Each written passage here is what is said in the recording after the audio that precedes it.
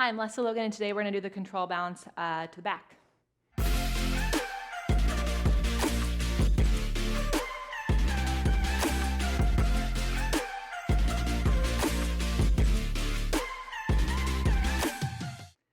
So there are two control balances, right? Sometimes they're called balance control, sometimes they're just called push-ups. Whatever you want to call them, doesn't matter. They happen towards the end of your reformer, and they usually go hand in hand. So after you do the one where you're facing down, you'd step off.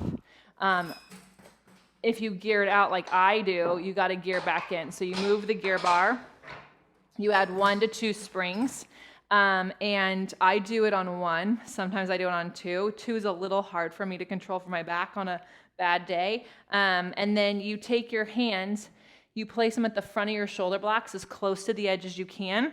You sweep your legs through, and then you are going to place your feet on the foot bar, press your legs to straight. Right, so you're staying on your arms and you want your wrists to be as straight as possible so you don't lock into your joints.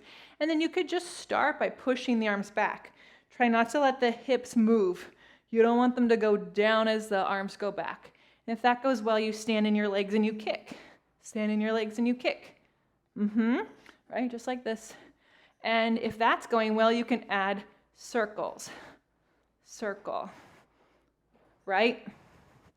The important thing is that you think of your arms as chest expansion. So you're standing in your straps like you would for a chest expansion. If all that goes well, you can do dips, sort of like you would for your long back stretch. Carriage doesn't move when you do those. You close the springs and step off to the side. Sometimes I see people lower down to the carriage. You know, the transitions are so important, Pilates. Typically you're lowering and dropping into your shoulders, and then what was all that work for, right?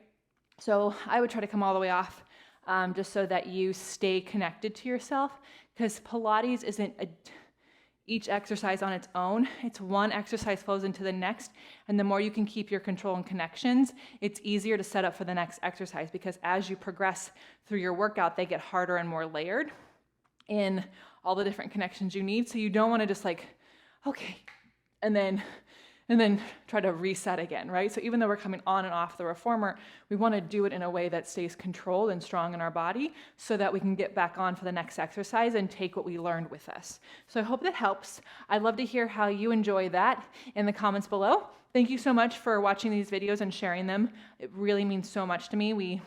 My team and I work really hard to bring these to you, and I just want to say how grateful I am for you watching them and sharing them. It's really a really lovely thing. So see you next time. Hi, I'm Meredith, and I'm one of the people creating onlinepilatesclasses.com. One of the things that I love most about this project is that we're building the very first free online catalog of Pilates exercise how-to videos. We release 3 new videos each week. People often leave comments asking Lesley to explain a specific exercise, and you can do that too. And if you love watching these videos and believe in the project of creating this catalog, you can support it by joining Lesley every week in her online mat and reformer classes. Just go to onlinepilatesclasses.com/subscribe.